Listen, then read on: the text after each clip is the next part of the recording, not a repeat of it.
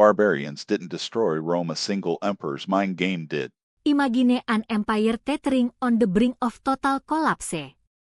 The legions were dwindling, and the borders were crumbling under relentless pressure. Yet, the final emperor possessed a secret weapon far more potent than any army. This strategy bypassed brute force entirely, focusing instead on the means of those who governed the vast territory. It was a subtle manipulation of perception, designed to foster an illusion of stability amidst chaos. This psychological maneuver proved to be the true key to survival. This strategy involved exploiting deep-seated fears and desires within the Roman populace. It was not about physical control, but about crafting an internal narrative of necessity. The emperor skillfully shifted the focus from external threats to internal unity and shared purpose. By managing the emotional landscape, he ensured that dissent remained suppressed beneath a veneer of compliance. This psychological architecture held the empire together through sheer mental force. The emperor understood that fear is a powerful tool for control. He leveraged the anxiety of the populace to create an environment where compliance felt like the only rational choice. His manipulation created a manufactured reality where internal conflict was reframed as external struggle. The psychological weight of this narrative became heavier than any physical threat facing the empire. It was a masterclass in emotional governance. This psychological framework was deployed to manage the loyalty of the elite guard. The soldiers were not merely motivated by pay or duty, but by a carefully constructed sense of shared destiny and fear of fragmentation.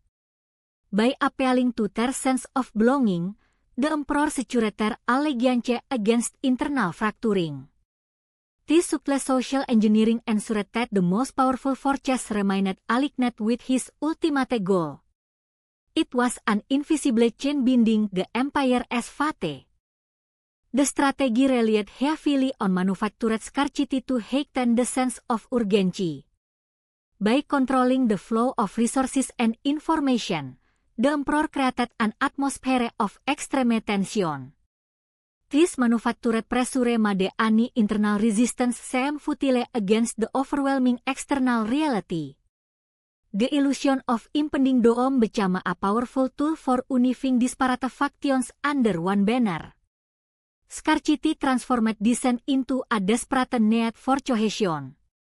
Ultimately, the collapse was not a sudden event, but the inevitable result of this carefully managed psychological decay. The empire fractured internally long before the final military blows landed. Understanding this strategy reveals that true power resides in manipulating human perception, not just armies or borders. The legacy of Rome is a testament to how internal psychology dictates external fate. The true downfall of any great entity rarely comes from a single battle or a massive military defeat. It emerges from the unseen currents of human psychology, subtle manipulations woven into the fabric of daily existence. The final emperor understood this deeply. He recognized that armies can be broken, but loyalty is a more fragile and infinitely manipulable construct. He began to weave a narrative of perceived inevitability among his subjects.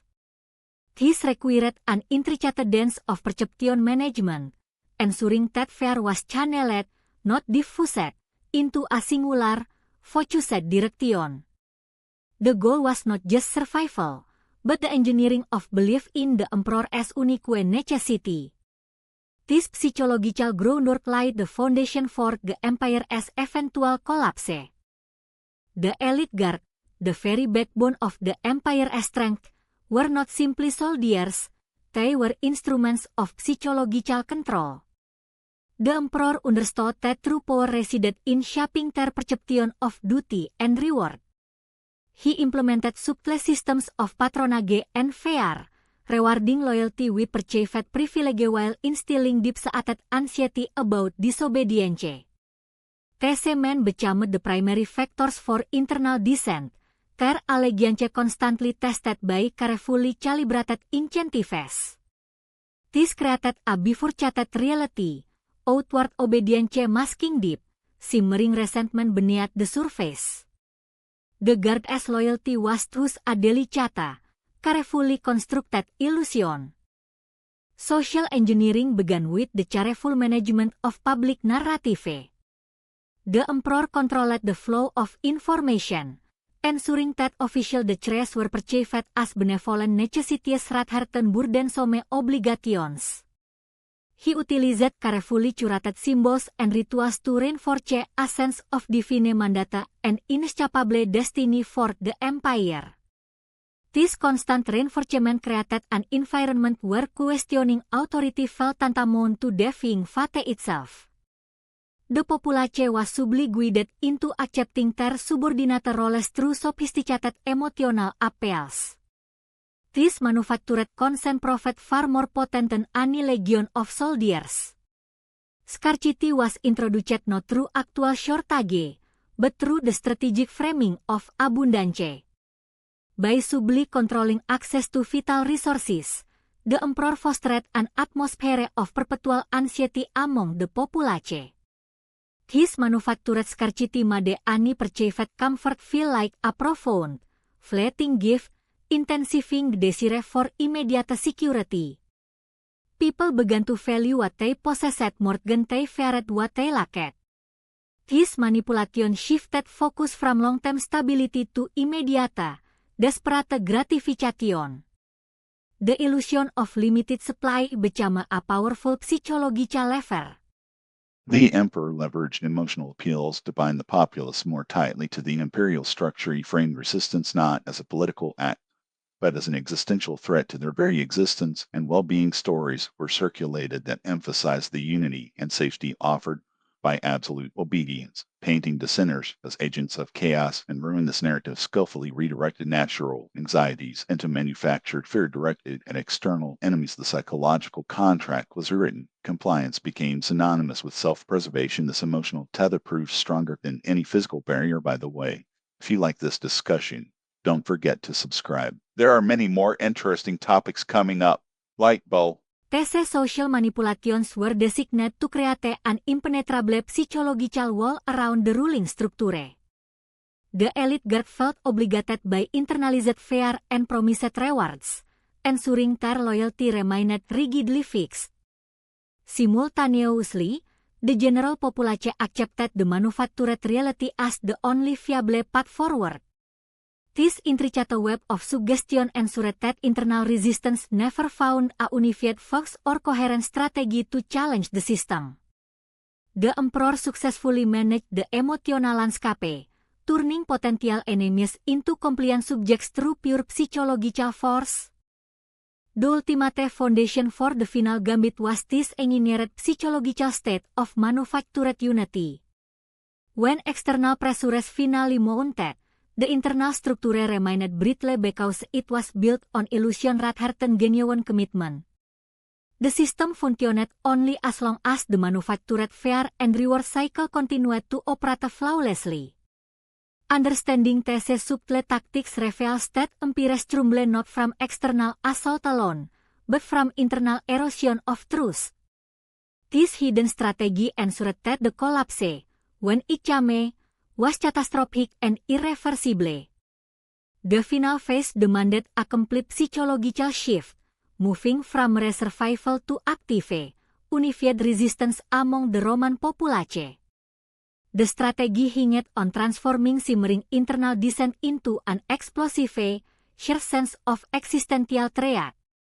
This required meticulously managing the perception of resources, making every remaining provision feel desperately scarce and immediately vital. It was not just about food supply. It was about manipulating the collective fear so that self-preservation eclipsed all other loyalties. The emperor understood that fear, when properly channeled, becomes a powerful, binding adhesive for disparate groups. This manufactured scarcity served as the catalyst to forge an unbreakable internal unity against external enemies. Next, the emotional appeals were crafted with surgical precision, targeting the deep-seated Roman values of honor and familial duty. The emperor spoke not of abstract politics, but of the imminent destruction of beloved traditions and sacred ancestral lands. He framed the impending collapse as a moral failing, suggesting that failure to act would dishonor their ancestors and betray their gods. This narrative skillfully redirected internal conflict away from political grievances toward a shared spiritual crisis. By invoking these powerful emotional anchors, he made survival seem intrinsically linked to adherence to ancient codes of conduct. The execution of the manufactured scarcity involved a deliberate rationing system designed to maximize psychological impact. Supplies were not simply distributed, they were presented as precious, fleeting gifts from a dwindling divine source. This act created an immediate, tangible link between the emperor's authority and the survival of every individual. When rations became tightly controlled, the populace began to view the emperor not merely as a ruler, but as the sole guarantor of their very existence. This control over basic necessities was the foundation upon which unified loyalty was built, solidifying the internal cohesion needed for defense. Internal dissent was skillfully reframed as a necessary external threat, effectively neutralizing opposing factions. Any group resisting the central authority was immediately positioned as an enemy of the collective survival. This narrative manipulation created a powerful in-group identity defined by shared vulnerability and common peril. The focus shifted entirely from political disagreement to the immediate, visceral need for mutual defense against encroaching chaos. This psychological trick ensured that internal friction was converted into kinetic energy directed outward. The emotional appeals were further amplified by selectively highlighting acts of perceived betrayal by external forces. The emperor portrayed outside enemies as relentless agents of chaos intent on destroying Roman civilization and its sacred order. This created a powerful sense of righteous indignation among the people, channeling their frustrations into a focused, unified resolve. By positioning themselves as the last defenders of legitimate tradition, internal dissent was silenced by a collective, protective fervor against an external foe. The system of scarcity demanded constant vigilance, transforming daily life into a high-stakes psychological experiment. Every decision regarding food or shelter carried immense weight, amplifying the emperor's influence exponentially. This manufactured tension meant that any deviation from prescribed behavior was immediately perceived as an act of treason against the collective will to survive. The populace learned to internalize this pressure, accepting strict control as the only viable path toward avoiding complete annihilation. Fear became the primary driver for compliance and cooperation in the face of overwhelming adversity. The resulting unified force was not born of simple obedience, but of a shared, desperate psychological contract. The internal dissent had been successfully channeled by making the survival of the whole dependent on the adherence to the emperor's harsh directives. This dynamic created a powerful, almost symbiotic relationship between the oppressor and the oppressed, binding them together by mutual fear and necessity.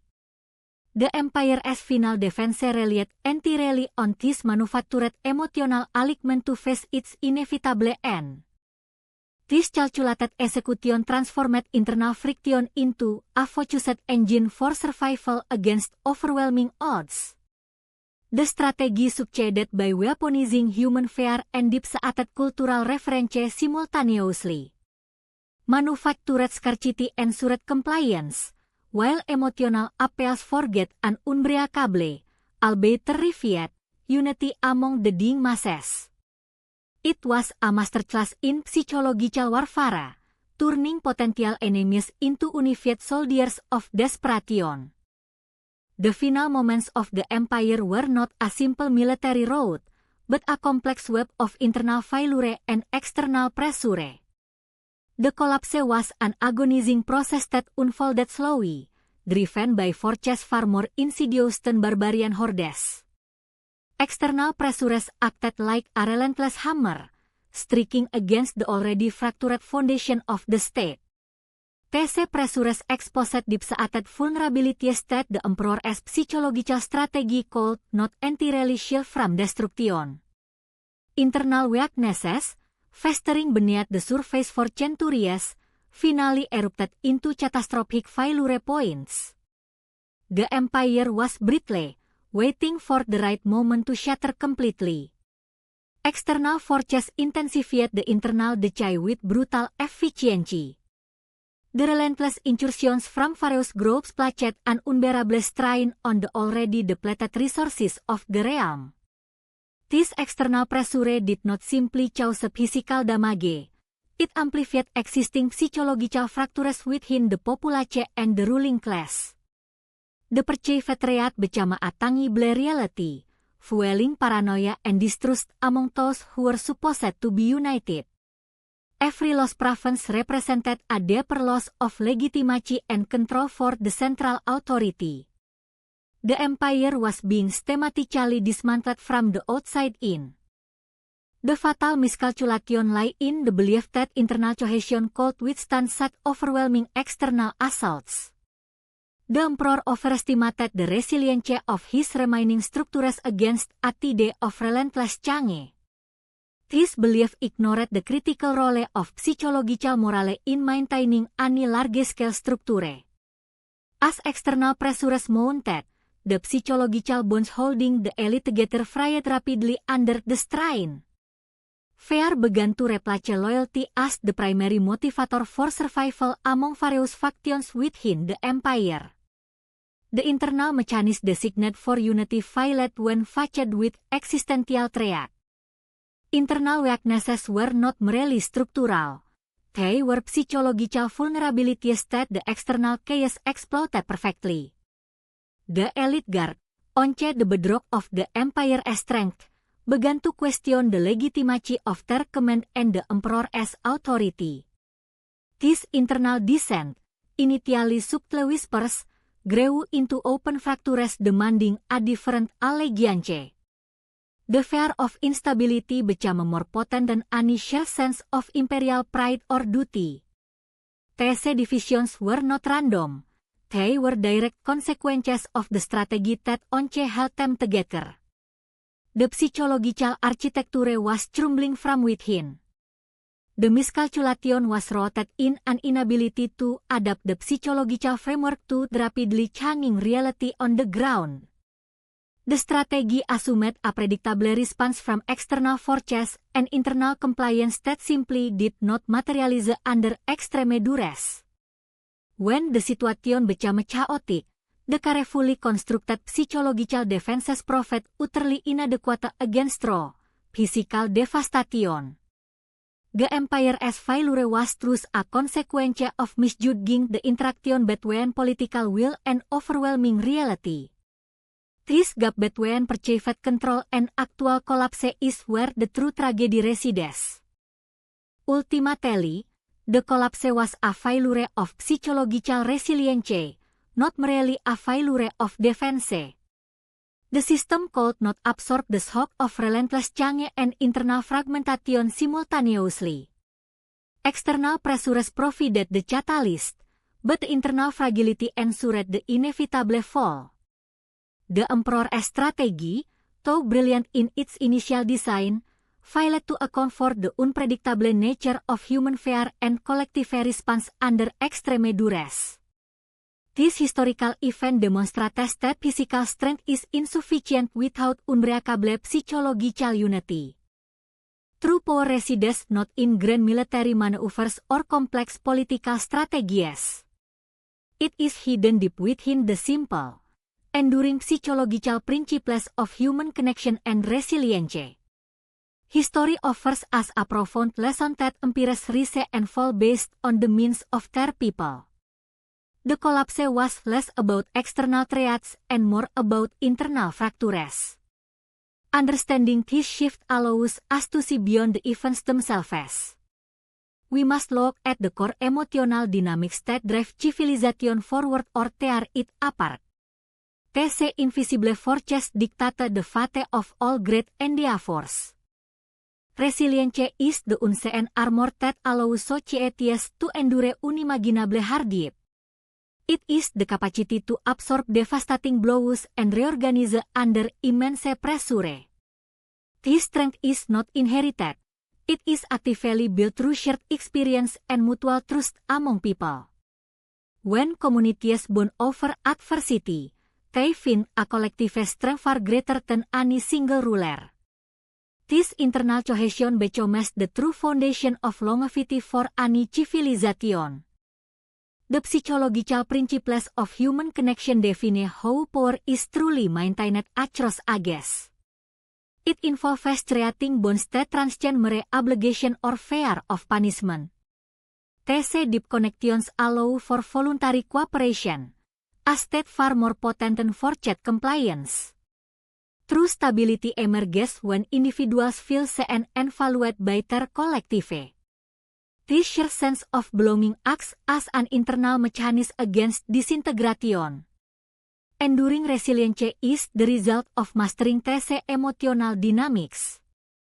It means recognizing that survival depends on maintaining internal harmony amidst chaos and change. When leaders prioritize empathy over pure dominance, they unlock a deeper reservoir of loyalty from their subjects. This shift in perspective moves beyond tactical maneuvering to understanding the human element at the core of governance. True strength is found in nurturing these foundational psychological states. Understanding these principles allows us to transcend historical narratives. We stop focusing only on battles and the chase and start examining the underlying human motivations. The legacy of an empire is ultimately measured by the quality of its internal relationships, not just its borders. This perspective shifts our focus from external conquest to internal cultivation of human potential. It reveals that the most lasting structures are built upon profound psychological understanding. Ultimately, the enduring lesson is that true power lies in human capacity for connection. It is the ability to foster environments where empathy thrives and mutual respect becomes the governing law. This perspective reminds us that strategy is merely a tool. The mechanism of human interaction is the true engine of change. By focusing on these deep psychological roots, we grasp the enduring principles that shape all human experience. Hi there. If you enjoy this kind of content, don't forget to subscribe. Smiling Face with Smiling Eyes, Last Chance. Subscribe now before we launch our new series, Unlocked.